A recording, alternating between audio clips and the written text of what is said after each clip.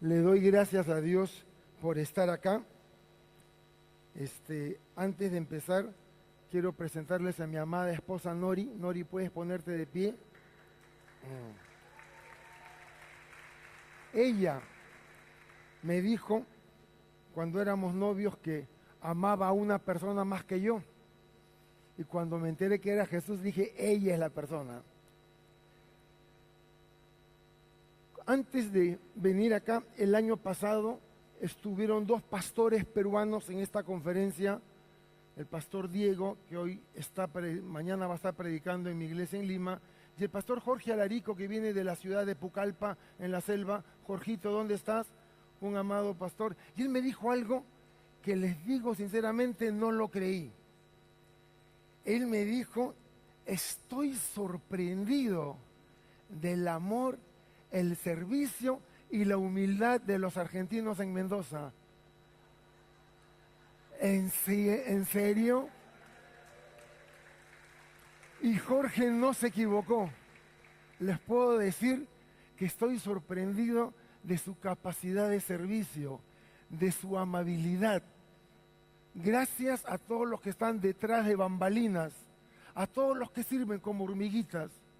¿Saben cuál es el problema cuando eres el anfitrión en una conferencia? Muchas veces no la puedes disfrutar porque estás de aquí para allá y de allá para acá. Pero en nombre del Señor Jesucristo, todos los que estamos disfrutando de esta conferencia, queremos darle gracias a los que están atrás. Sin ustedes no sería posible que nosotros podamos disfrutar esta conferencia. Muchas gracias.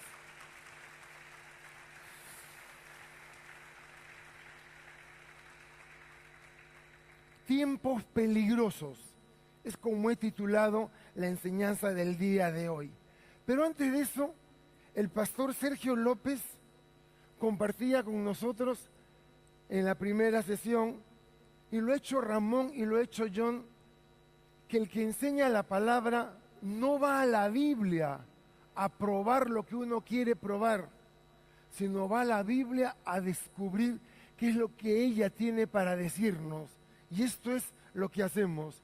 Me daba mucha gracia cuando el pastor Sergio López decía los dolores y los achaques que vienen con la edad. Yo le llamo, cuando uno ya pasa los 50 años, que llegamos a la edad del cóndor. Edad del cóndor, sí, con dolor en la espalda, con dolor en la rodilla, con dolor en el tobillo, cóndor. Y escuché a un pastor decir que si tú pasas los 50 años y te levantas y no te duele nada, estás muerto. Si ya no te duele nada, estás muerto. Pero fíjense, es la ley de la vida. Hay un deterioro.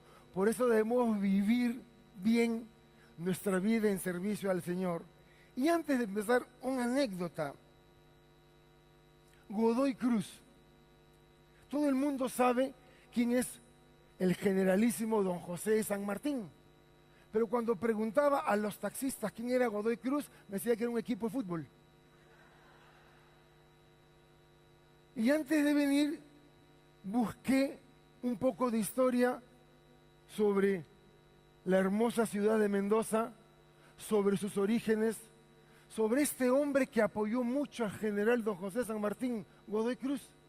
Todos conocen a San Martín, pero pocos conocen a un hombre que estuvo detrás de él.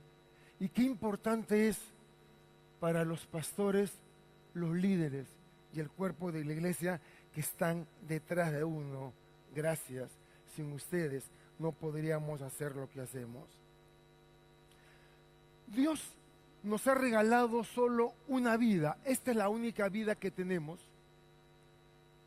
Y cada uno de nosotros va a decidir cómo quiere vivir su vida.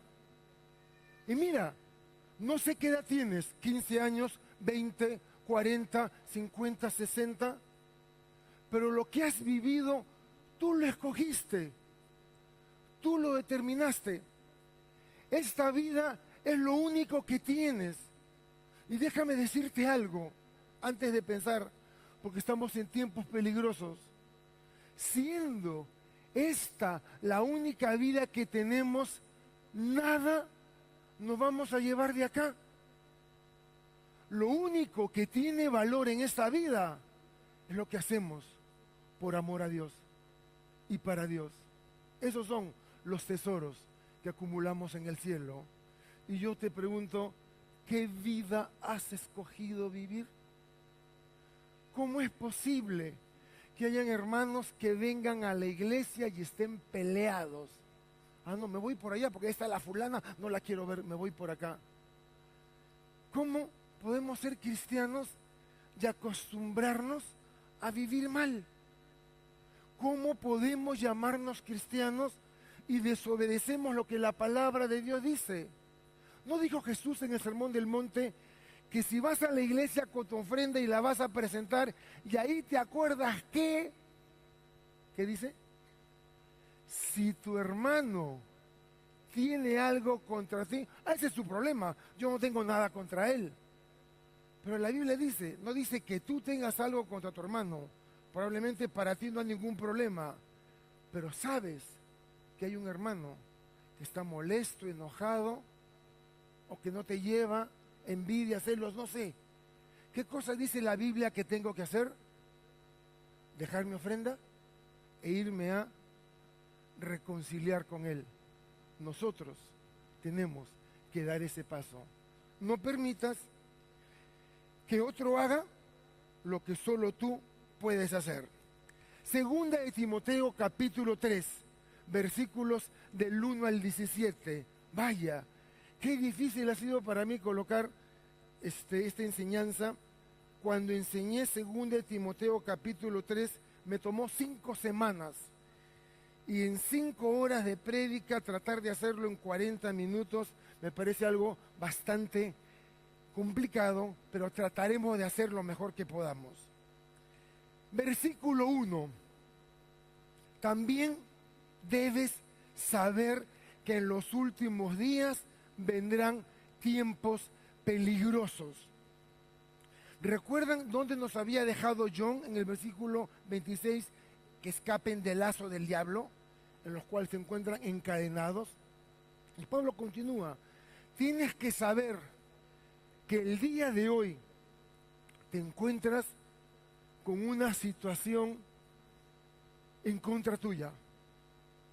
El mundo y la filosofía de este mundo no quiere al creyente.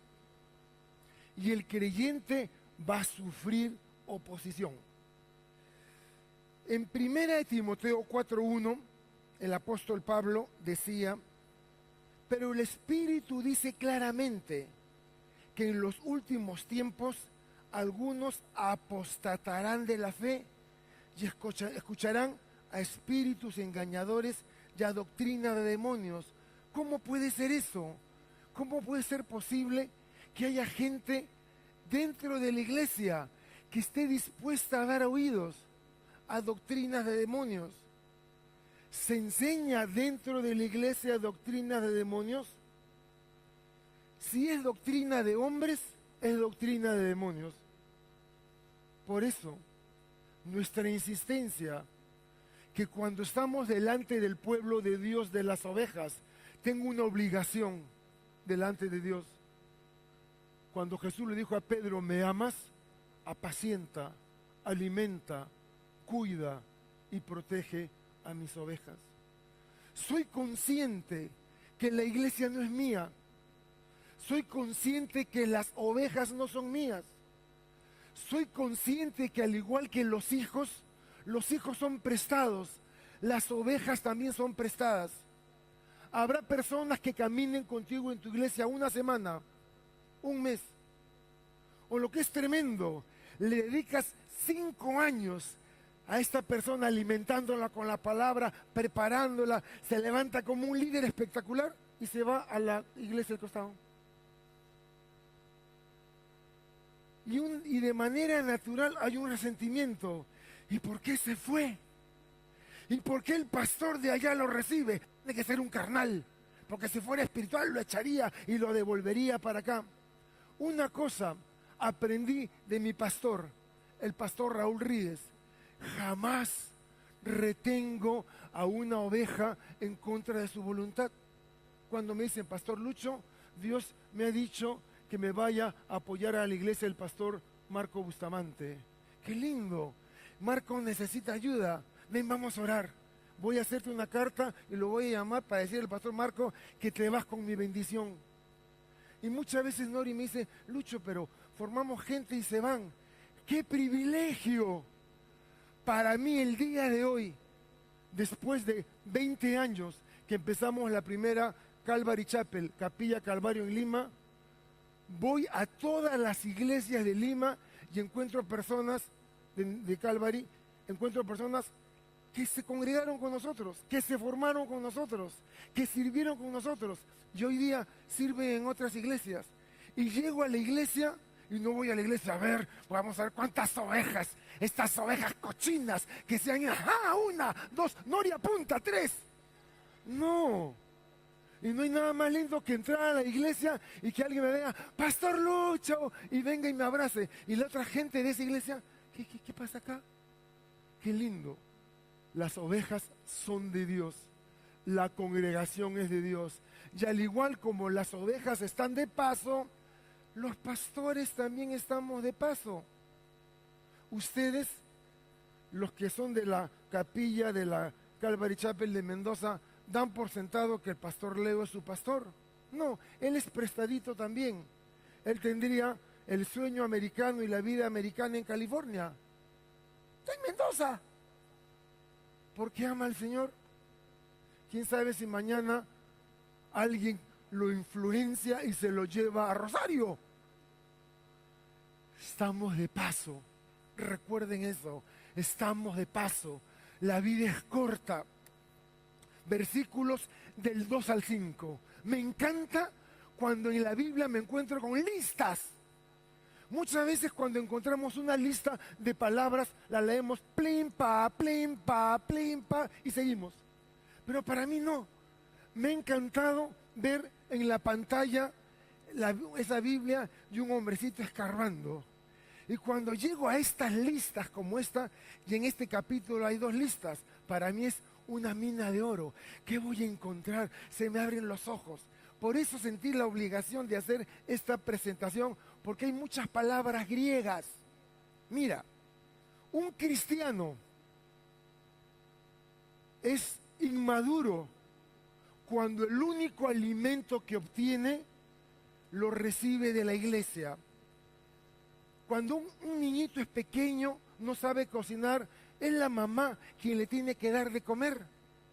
Y muchos en la iglesia son bebés espirituales. ¿Cuándo es que una persona, lo que distingue a una persona madura, es que se puede preparar, cocinar y comer? ¿Cuántos de ustedes tienen un festín de la palabra de Dios? Y herramientas, lo han mencionado a lo largo de la conferencia. Necesitas una concordancia. La concordancia es un diccionario de palabras. Hay concordancias que traen la raíz de la palabra en griego. Consíguete una concordancia que tenga palabras en griego. Y cuando llegues a una palabra que no conoces, anda al griego. Y vas a descubrir lo rico que es ese idioma. En los versículos del 2 al 5 se mencionan 19 características del hombre del fin de los tiempos. Si me tomo un minuto por características se me acaba el tiempo, así que vamos a pasar rápido. Primera característica, amadores de sí mismos. La palabra griega es filautos. 2 raíces, fileo. ¿Qué significa fileo? Amor, fileos. Y la segunda raíz, autos, uno mismo. Literalmente, filautos significa amor a uno mismo. Personas egoístas, personas egocéntricas, personas que solo piensan que ellos van primero. Por ejemplo, ¿quieren determinar algunos filautos acá? Vamos a ver cuando comamos el asado quiénes están primero. Sigamos. Segunda palabra, avaros. Y aunque no lo crean, cuando vi este versículo, pensé en la Argentina, pero por favor no me tomen mal. Vamos al griego y van a entender por qué. Avaros, filarguros, dos raíces griegas, fileos, que es amor, y arguros, el griego de plata, en latín argentum, Argentina, fileos argentum, amor a la Argentina.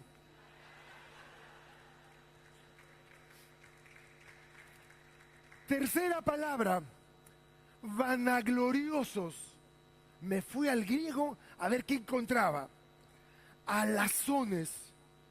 Y entre los distintos significados que me daba la concordancia, o otras palabras que se traducían de otra manera, estaba la palabra charlatanes, pero describe al vendedor de la antigüedad, al vendedor, a esta persona que te vende medicinas naturales, y esta medicina te cura de todo, desde los piojos hasta la úlcera. Y tienen una manera de hablar, ese vendría a ser el significado de vanagloriosos, que es un charlatán. Cuarta palabra, cuarta característica de los hombres del fin de los tiempos, soberbios. Y me llamó la atención encontrar el prefijo hiperéfanos. Hiper, por encima, grande. Éfanos, apariencia. Así que un soberbio es aquella persona que por encima de todos hace lo posible por aparentar, por destacar. Son sumamente orgullosos, se sienten superiores y desprecian a los demás. Ah, no, acá en la capilla tenemos la mejor doctrina. ¿Tú de qué secta, perdón, de qué iglesia vienes? No puede haber soberbia en el conocimiento de la palabra. John decía que una de estas sectas creen que ser los únicos que tienen la verdad de la palabra y desprecian a los demás. Dios le dio a Israel la palabra para que fueran luz al mundo, pero se ensoberbecieron con la palabra y despreciaron a los demás. Los que debían ser luz del mundo le llamaban a los gentiles perros y lo despreciaban. No me digas que conoces la palabra de Dios y desprecias al hermano pentecostal, calvinista, etc., etc., etc. Algo está profundamente mal. Quinta característica de los tiempos peligrosos, blasfemos. Y sorpresa, sorpresa, en griego se escribe blasfemos. Una transliteración exacta de la lengua griega. Significa injuriador, calumniador, pero la última frase se me quedó y me llamó mucho la atención. Implacable contra Dios, altivo contra Dios, soberbio contra Dios. Así describe la palabra de Dios al que es blasfemo.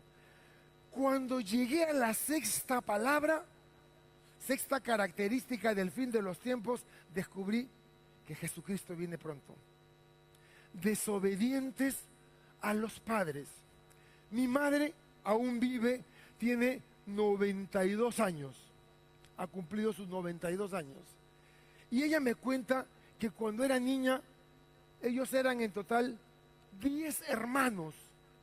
Y cuando se sentaban a la mesa con mi abuelo y mi abuela, todos los hermanos se sentaban esperando que el papá, que mi abuelo, metiera la cuchara a la sopa. Pero si mi abuelo no metía la cuchara a la sopa, ninguno de los 10 hijos podía hacerlo. Estaban ahí y mi abuelo, conversando con mi abuela, agarraba la cuchara y mis 10 tíos agarraban la cuchara. Y mi abuelo iba a meter la cuchara, todos iban a meter la cuchara y mi abuelo seguía conversando con la abuela y todos sacaban la cuchara. Es decir, un respeto, una reverencia al padre y a la madre. Pero el día de hoy ya no hay eso. La mamá le dice a la hija, por favor, anda al kiosco y cómprate. ¡Ah, otra vez no me friegues! ¿Por qué no le dices al manganzón de mi hermano? A mí siempre me dices.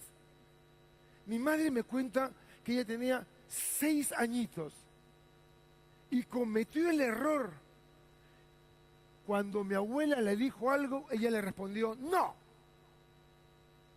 Dice que instantáneamente, en un acto de reflejo, mi abuela, con esta parte de la mano, ¡fua!, le rompió el labio.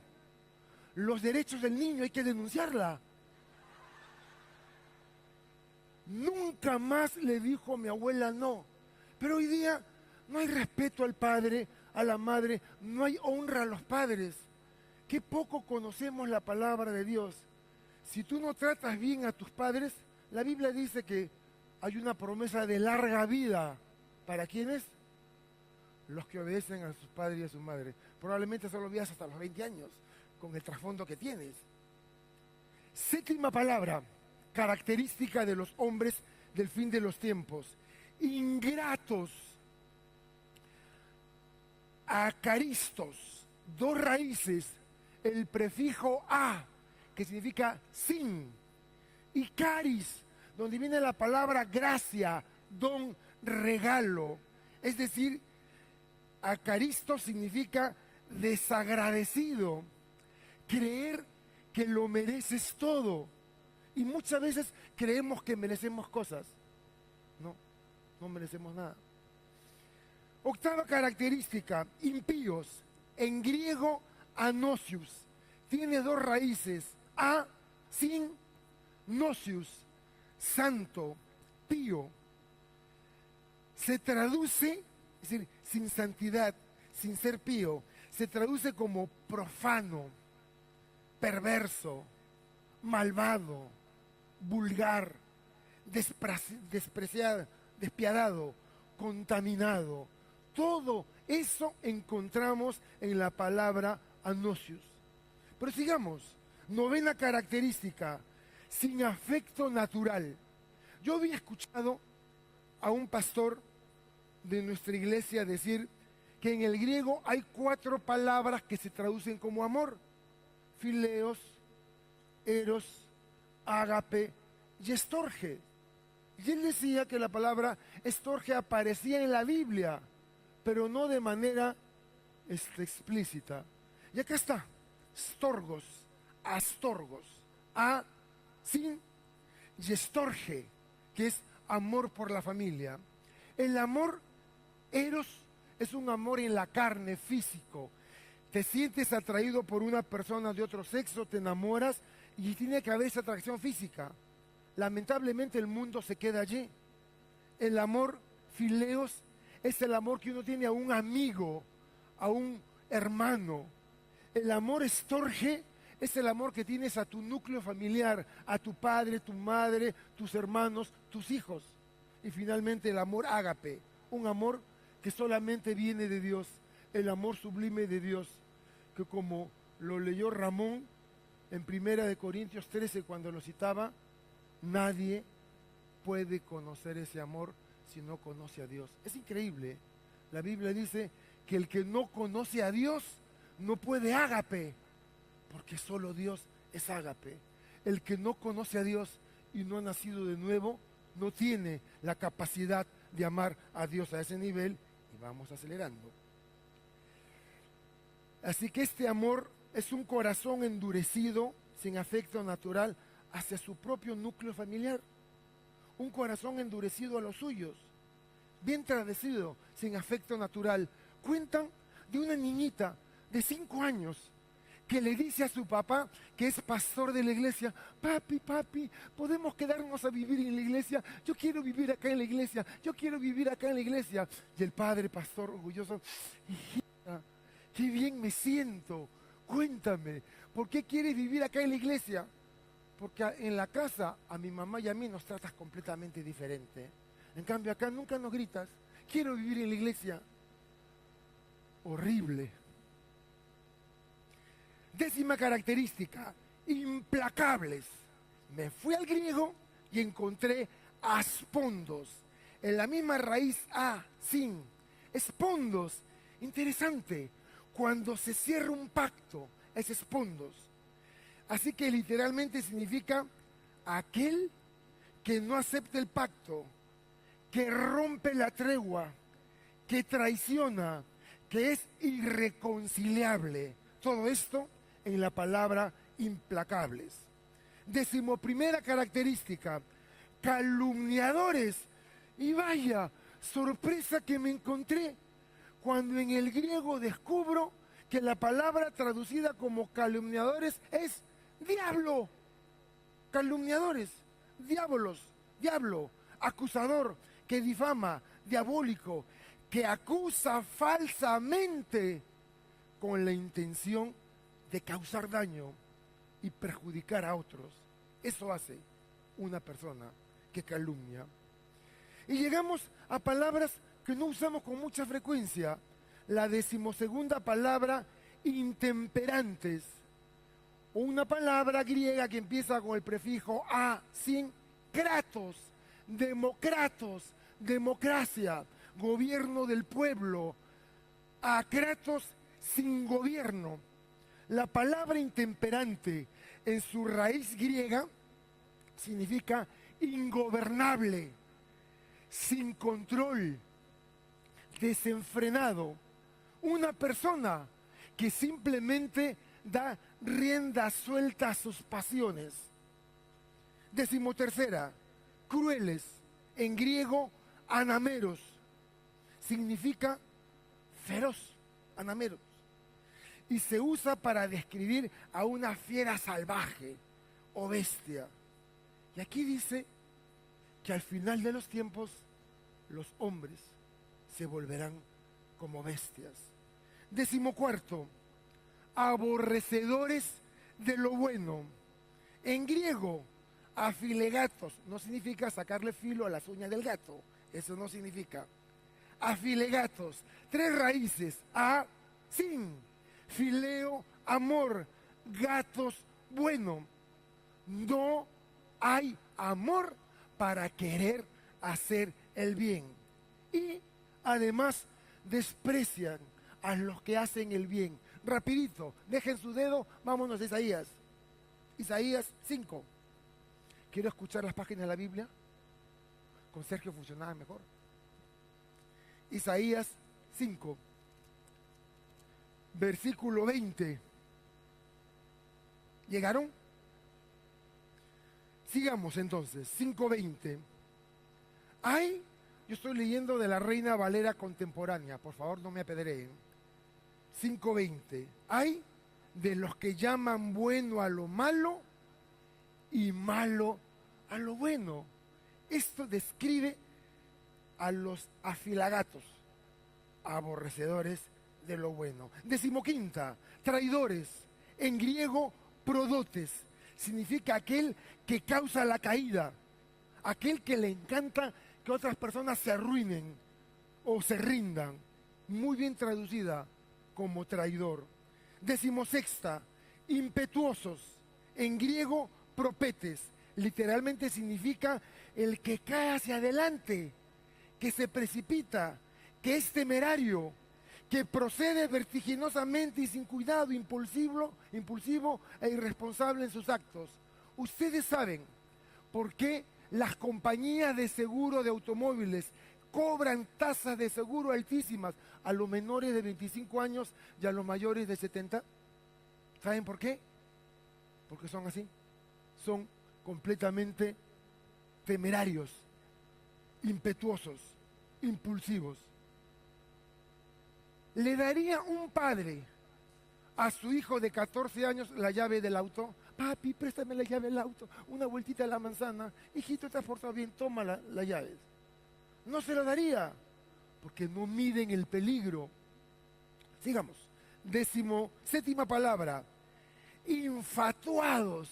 Y la leemos y la pasamos, pero acá no la vamos a pasar. Vamos a ver qué significa infatuado. Envanecido. El griego es tufó.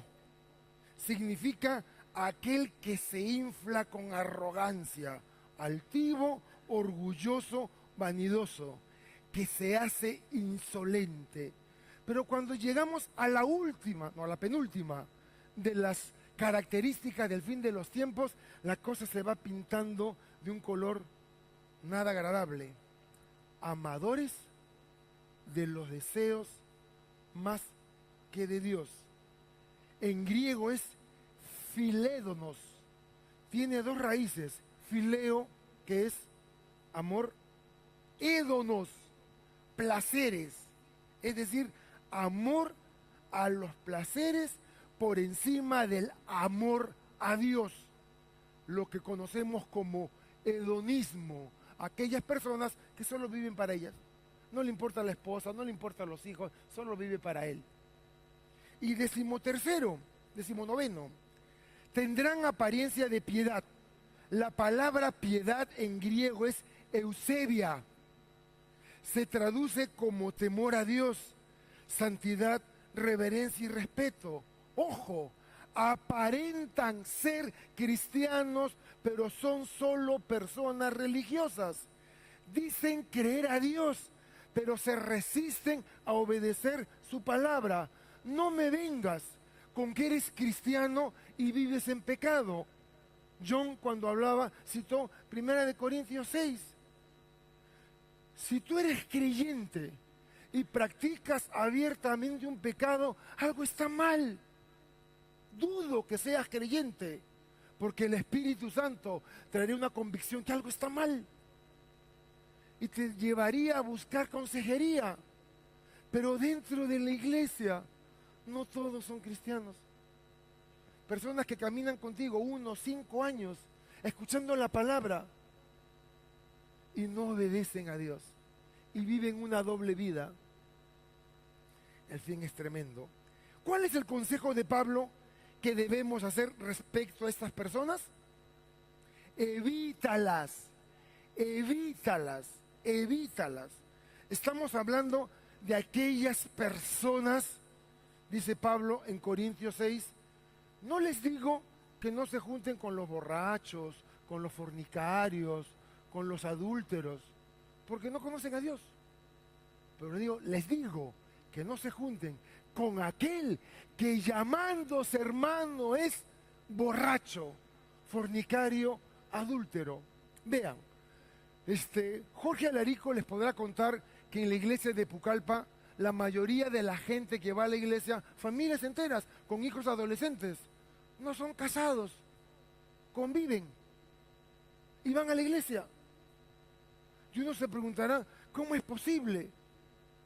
Recuerdo en una oportunidad que un pastor vino de California, lo llevé a Pucallpa, él predicó, era una reunión para matrimonios.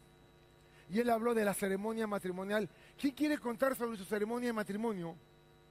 Y una sola persona levantó la mano. Y yo le digo, lo que pasa es que el resto no está casada. ¿Qué? ¿Cómo es posible? ¿Cómo el pastor permite tremendo pecado? No, es gente que solo les alcanza para comer una comida al día. Y los gastos municipales para poder hacer el matrimonio civil, sin contar el religioso, es muy alto. Y no lo pueden pagar. Y Dios le puso en su corazón pagar a todas las personas de la iglesia que no se habían podido casar, no porque no querían, sino porque no podían. Ok, pero ¿cómo puedes vivir en fornicación siendo cristiano? Fíjense, en la iglesia tengo familias que un hijo o una hija no es cristiana y por supuesto vive la vida del mundo, la vida loca. Y yo le decía a la mamá, le decía, mira, cuando tu hija llegue a la casa de amanecida y el novio la deja, abre la puerta y dile, bienvenida fornicaria. Ay, ¿cómo le voy a decir eso? Por eso mismo, porque no se lo dices. Tú le dices, ay, amor libre, cariñito. No, fornicación. Y no tengas temor de decirle, hola, llegó la fornicaria, querido, abre la puerta a la fornicaria. Vas a ver cómo se va a ofender y va a entender cómo Dios llama las cosas. Nos movemos del 6 al 9, me quedan 10 minutos, vamos a hacer magia. Van a ver cómo estos 10 minutos van a parecer 15 minutos. Los versículos del 6 al 9 mencionan cuál es la verdadera motivación detrás de estos hombres, del fin de los tiempos, de estas mujeres. Y encontramos que una razón que los motiva es por la estoy hablando en lenguas, ya. La gratificación sexual. Entran a la iglesia hombres inescrupulosos. Están al acecho de las mujeres vulnerables, a las cuales buscan como presa. Y entra el lobo buscando hermanitas. A ver, ¿qué hermanita divorciada hay? ¿Qué madre soltera hay? ¿Quién hay que necesita de un hombre que la ame como yo la voy a amar? Y lo increíble es que estas tontas creen que es amor. Hermanas solteras, divorciadas, viudas y fornicarias. Entiende esto. Jamás hombre alguno te amará como Jesús te ama. Y el amor de Jesús es suficiente. ¿Por qué estás buscando el amor pobre y perro de un hombre? El amor de Jesús es suficiente. No te preocupes. Tú amas a Dios. Y si amas a Dios, Él traerá a tu príncipe azul, seguramente gordo y calvo, pero no te preocupes. Él traerá a la persona que tiene para ti. El término mujercillas que utiliza en este versículo es un término peyorativo. Estas mujercillas dicen profesar una fe, pero en realidad están dominadas por sus deseos. Se dejan arrastrar al pecado, son presas fáciles y no conocen el amor de Jesús, porque no sabrían que el amor de Jesús es suficiente. Versículo 7. Otra de las motivaciones de estas personas del fin de los tiempos es acallar sus conciencias. Interesante.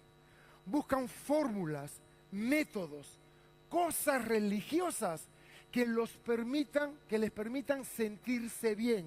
Por eso hay iglesias que son unos ejercicios de calistenia espectaculares, cuando dicen, Dios te ama, dile al de la derecha, Dios te ama, Dios te ama, dile al de la izquierda, Dios te ama, dile al de atrás, Dios te ama, Dios nos ama a todos, abracémonos, Dios me ama, Dios me ama. Y están así, haciéndoles que las personas se sientan bien. Yo le diría a este pastor que diga el siguiente domingo, que pasen los fornicarios, a ver cuántos le quedan en la iglesia. Estos falsos hermanos y estas mujercillas se nutren recíprocamente.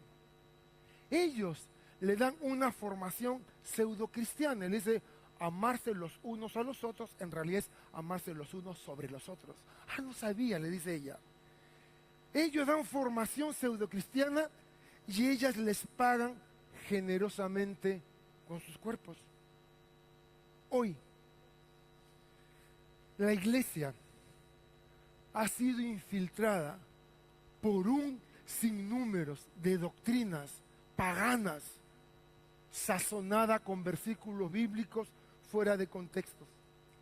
Enseñan doctrinas de hombres y ya no se enseña más la Biblia. El versículo 8 dice que otra de sus características de estos hombres del fin de los tiempos es que se resisten a la verdad.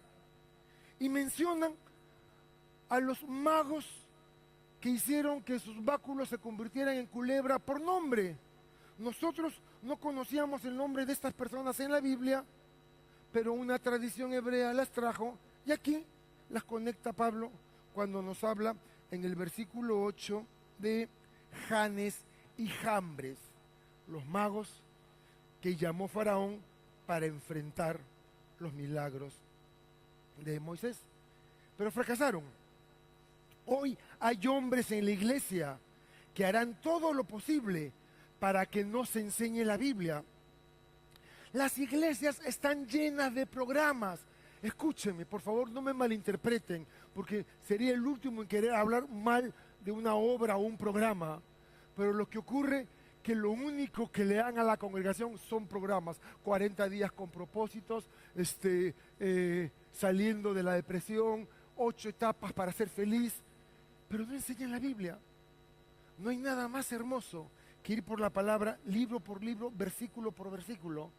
Nada alimenta más al pueblo de Dios que la palabra de Dios. Pablo lo describe como personas que tienen la mente depravada, que no quieren escuchar la verdad y además reprobaron la fe. Versículo 9. Nos dice también Pablo que la insensatez los domina. Y estos hombres perversos, con sus engaños, no podrán prosperar ni prevalecer. Pablo quiere decir que cada sistema de error quedará finalmente refutado. Los programas, las doctrinas que están de moda van y vienen, pero la palabra de Dios permanece para siempre. Los maestros del error que trataron de ganar adeptos en la iglesia serán descubiertos. La palabra los hará evidentes. Vamos ahora a los versículos del 9 al 12. Y aquí me voy a encontrar con otra lista. Me encantan las listas. Ya saben por qué, porque puedo escarbar.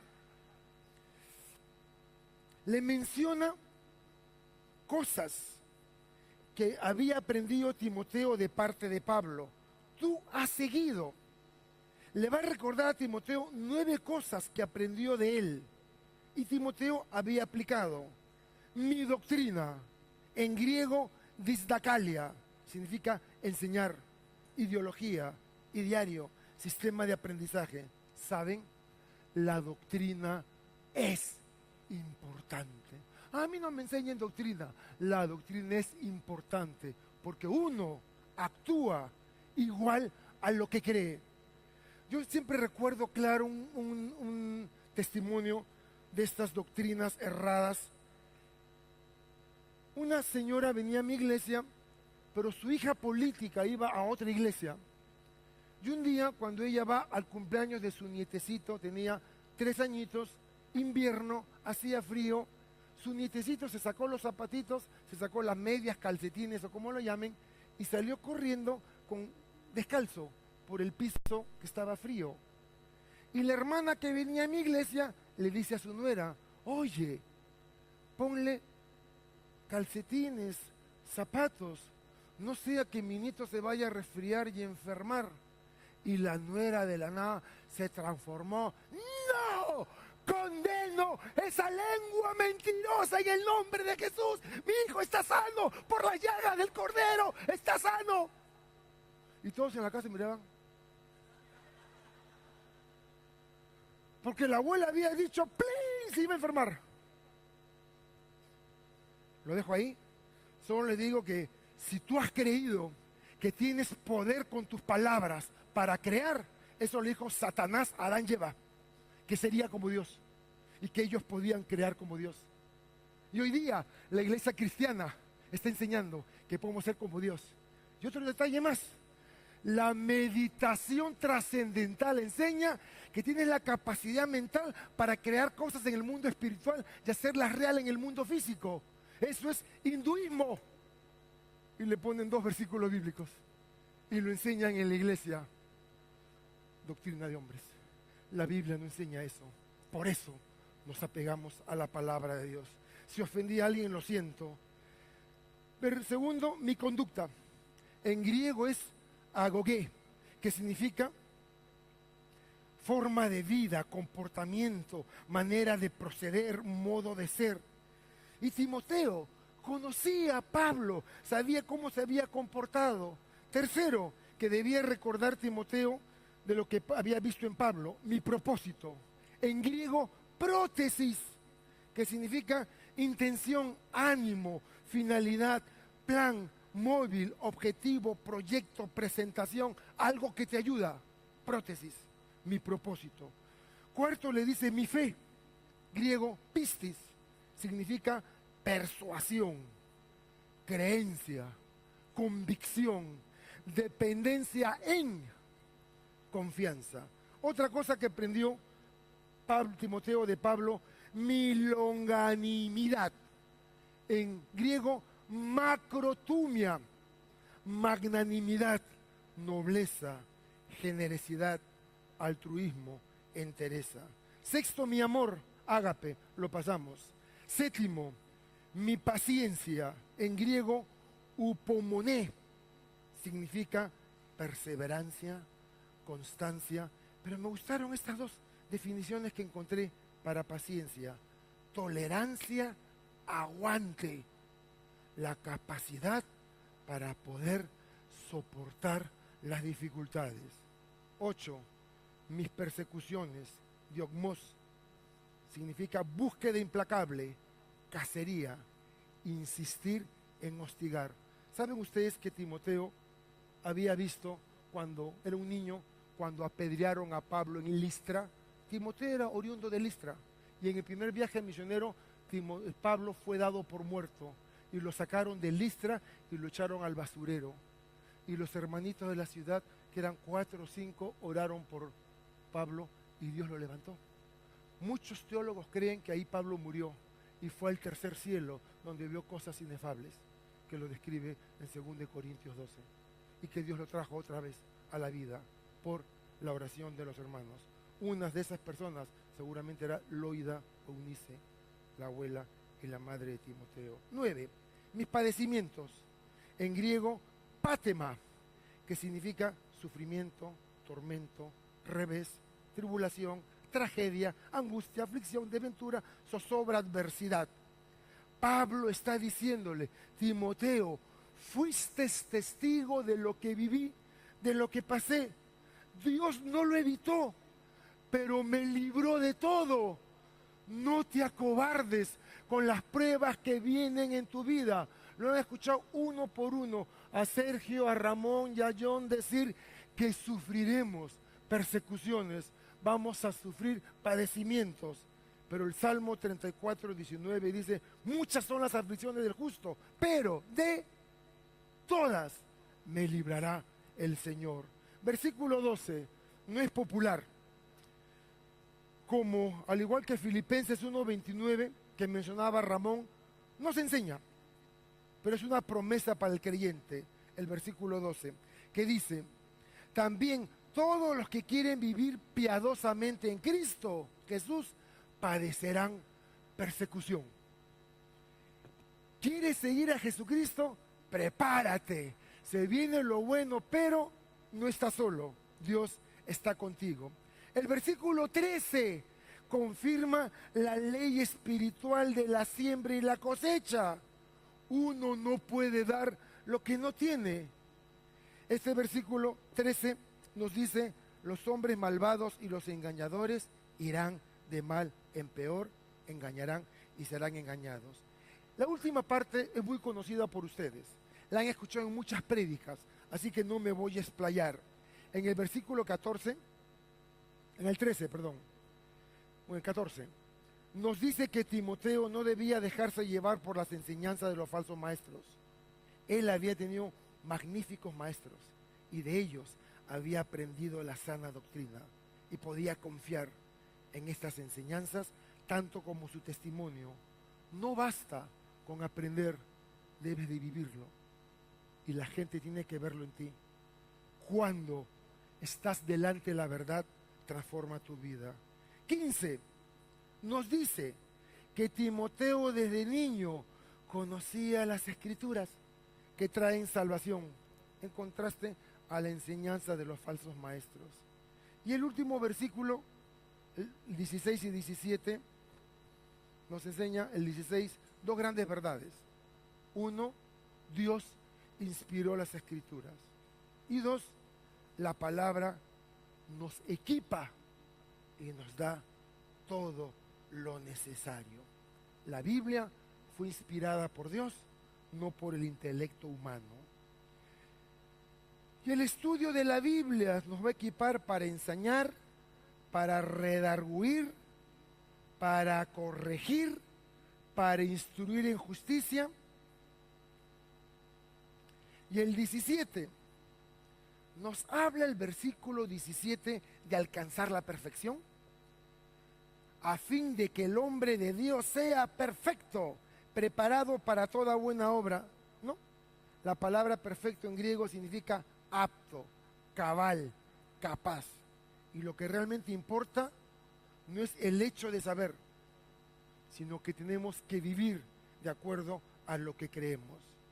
En Filipenses capítulo 3 del 12 al 13, Pablo dice que él no ha alcanzado la perfección, pero una cosa hace: olvidando lo que queda atrás, se extiende a lo que está adelante. Antes de orar, quiero darles una pequeña exhortación. La vida es corta y los años se pasan volando. Es como querer agarrar el agua entre los dedos y llevarla a un lugar y el agua se escurre. Así se te están escurriendo los años de tu vida y Dios te ha llamado. Y este es el propósito de estas conferencias, escuchar la voz. ¿Sabes por qué sé que Dios te ha llamado? Porque estás acá. Por eso Dios te ha llamado. Y Dios quiere que des pasos de fe. Dios te creó a ti único y con un propósito. Y nadie hará lo que Dios tiene preparado para ti. Sí, levantará a otros, pero no va a ser igual si tan solamente descubres qué es lo que Dios quiere para ti. No desperdicies tu vida. Señor, wow, qué capítulo. Señor, qué riquezas en cada palabra que están allí para que la descubramos. Que es cierto que estamos en tiempos difíciles y sabemos que la vida es corta. Ayúdame, Señor, a descubrir qué es lo que tú quieres para mí y que lo pueda vivir y poner en práctica. Señor, como dijo el profeta Isaías, heme aquí, aquí estoy, envíame a mí. Te lo pido en el precioso nombre de Jesús. Amén y amén. Que el Señor los bendiga. Muchas gracias.